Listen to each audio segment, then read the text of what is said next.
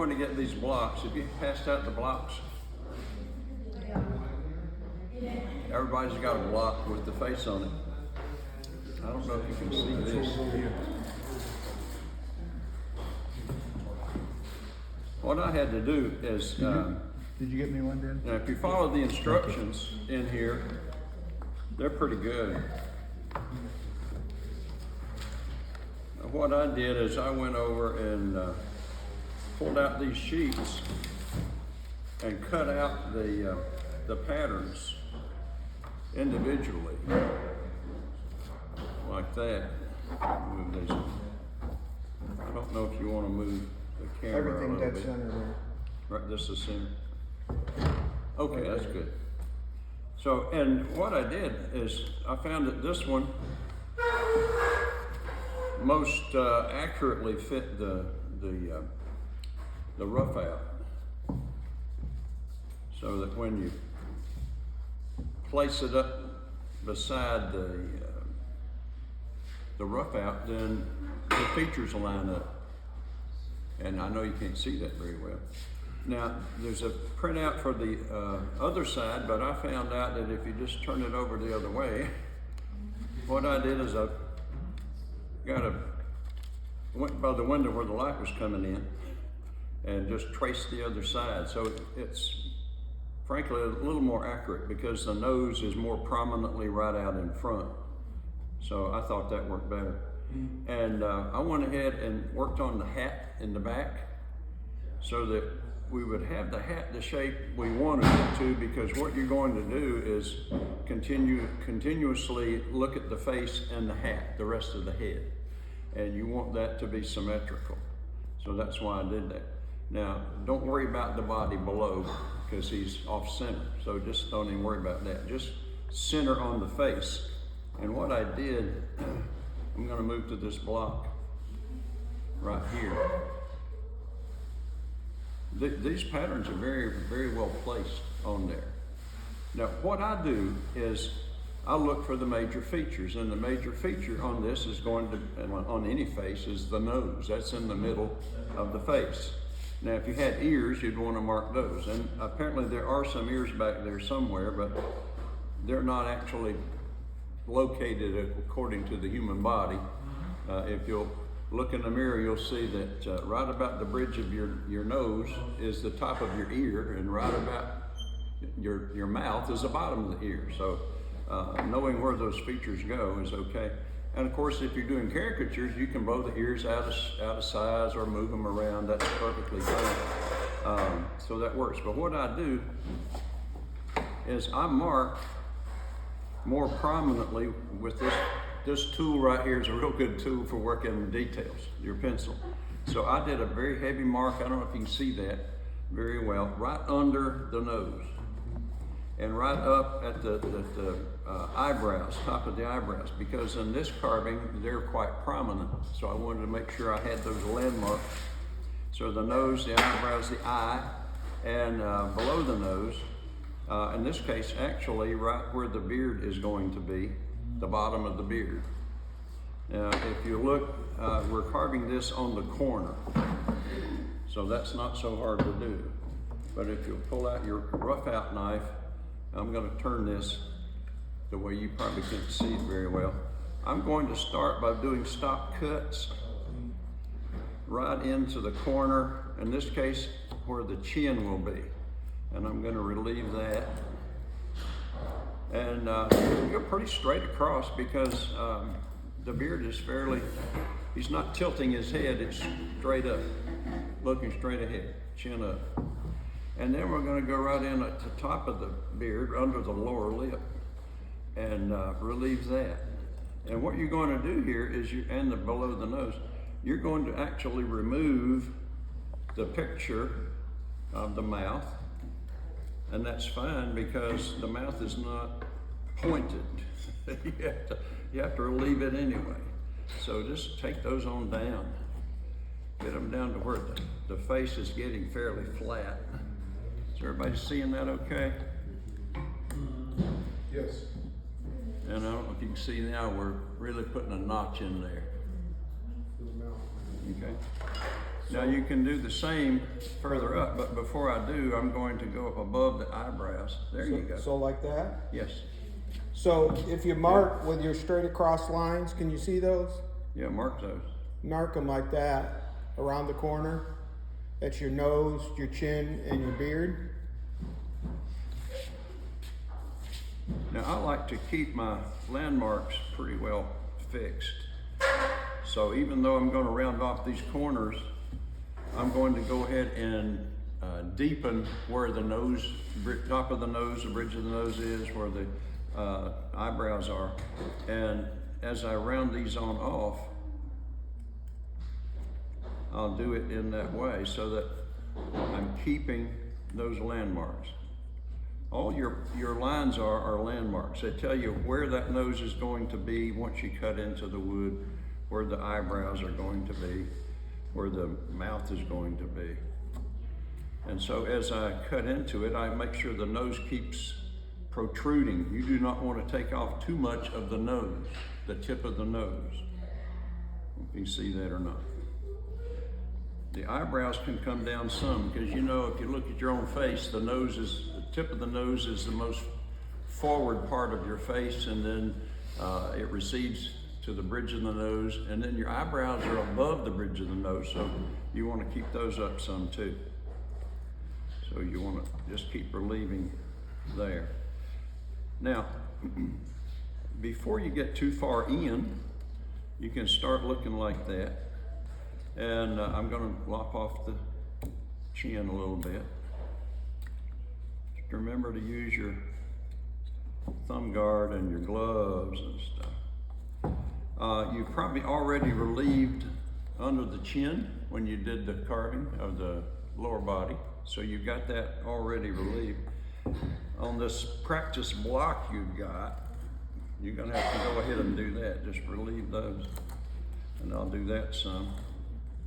The other part that you have to watch is, of course, the hat and around the face. So what I would do there is I would go ahead and mark, and you can do this any way you want to. I typically start up at the top, and I'm going to do a stop cut. I like this blade here.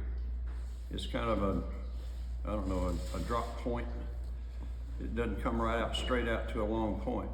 And I just do a straight in stop cut right along the inside of the hat or the outside of the beard. And then you can relieve on either side. Just turn that into a V cut. And this is going to start identifying where your jawline is and your chin. And of course you've probably already relieved around the hat, so you can, if not, well, if you're using your block, go ahead and do that. And that way you're going to start seeing some the profile of the beard and the chin. So I'm going to cut on around there. If we had this camera over my shoulder, you'd probably get a little bit better with it, but that's all right. I'm just going to go around the other side, up along the hat. And of course, you can go ahead and knock the top of that point off because it's not going to be the hat, it's just going to be under the hat. So we're starting to see the forehead too. And I'm going to take this right on across. Glad I had my thumb guard on there. Me too. More camera angles, good. You see the face is you're gonna have to relieve the jaw some too as you come around. I'm just deepening this all the way around. You can kind of see a little bit there. And we'll go ahead and cut in at the hat. But if you haven't done the hat, the back side of the head, before you get to the face, go ahead and work on that some and get it knocked out. Now I thought that the brim of the hat, I'm gonna do a little side here, curled up according to the picture, so I relieved behind that quite a bit, and then I brought it down and open across the shoulder, across the back of the shoulder. Try to get where we can see that. There we go. The carving guide is quite okay to use for that. All right, so we got the nose. I'm just going to keep relieving under the nose. And if you look at your picture constantly, look at your picture before you make a cut. Say, what's that going to do? Is it going to get me closer to what he looks like or not? And so you need to do that. I found too that it's better just to go ahead and relieve a lot around the face, but keep your landmarks, maintain your landmarks. Once you get the outside of the beard fairly well identified, go ahead and do stop cuts along the inside and just follow. These are just straight in with the point for a stop cut. Straight in. And I go about probably an 1/8 to 1/16 to an 1/8 of an inch just to get it started. You can always deepen it. It's not so good to go too far at one time, because that leaves some lines that may show up later. Now we're just opening that up. Now the beard also kind of gets rounded from the face to the jaw, so it's okay to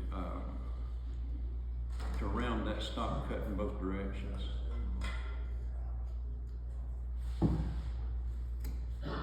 It wasn't my goal to carve the whole thing for you or show you that, but who knows? We'll see where this goes. So I'm going to go ahead and deepen the face toward the chin, and I'm going to round off the chin a little bit more. You want to be sure that you round off the bottom of the chin some too, because you got a lot of wood there to work with. So that's where we are so far. I'm going to go ahead and flatten out the brows some, and then before you get too far, you might want to identify the eyebrows. And they're kind of funky. They're tall, kind of way up. I don't know about that, but you can kind of see where we're going. If you're not sure where the eyebrows were, grab your pencil and make sure you keep a center line on the face so that you maintain symmetry. And I just really arch those eyebrows up. I'm just kind of going by where I think they are. If you're not sure, look at your pattern. And then I'm going to elevate the eyebrows by relieving above them.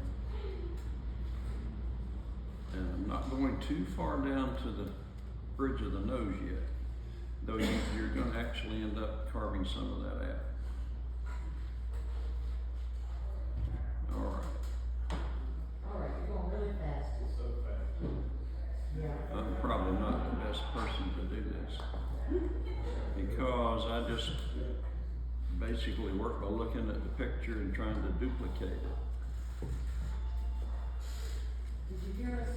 Yeah, So- I think we need to, this is, as a very inexperienced face carver, I think we just need to focus on his basic cuts to get us into it, and then as we go on, you know, get your basic cuts in.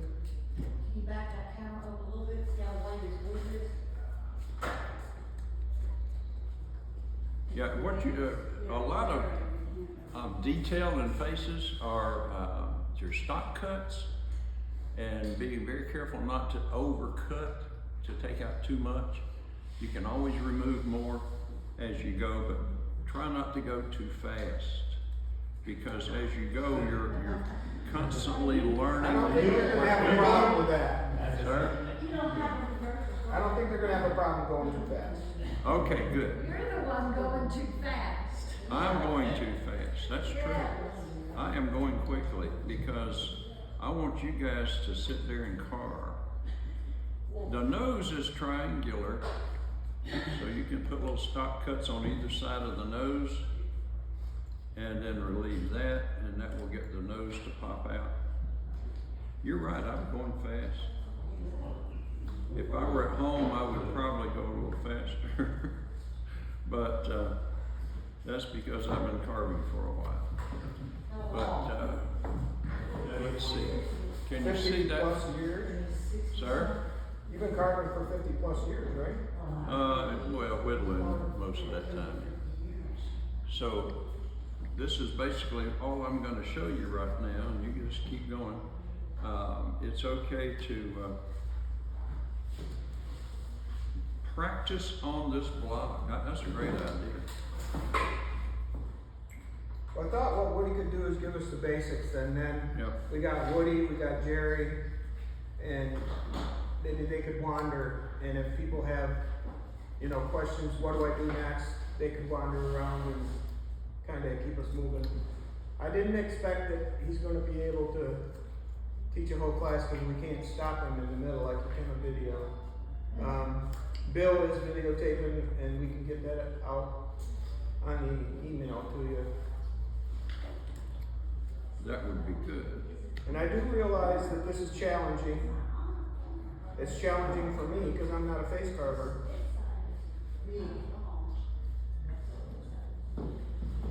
But we gotta stretch ourselves a little bit. Your biggest landmarks on the printed patterns you've got are the facial features, where you have, you can actually identify like around the nose, around the mouth, and draw those in with your pencil if necessary, so you see where they are. And when you're cutting like the nose, you're identifying the nose, it's okay to keep it a little bit bigger than you think it is going to be, and then shrink it down and shape it as you go. So I usually start the nose out pretty big, pretty large. And the same with other features.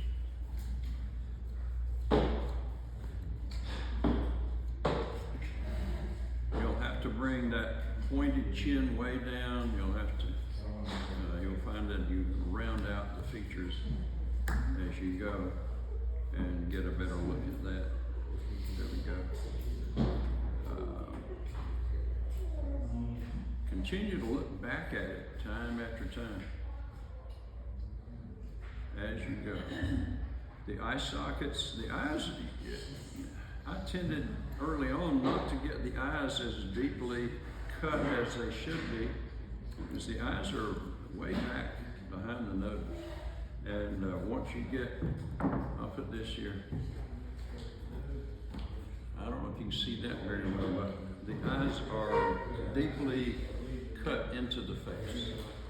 And most of the time I make the eyes smaller than they should be.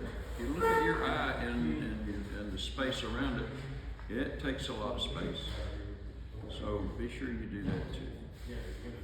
All right, I'm gonna quit and let you guys whittle, and we'll wander around, and if you have questions, throw your arm up, and we'll see what we can do. All right, so for Bill's sake, that's as far as I got. Say what?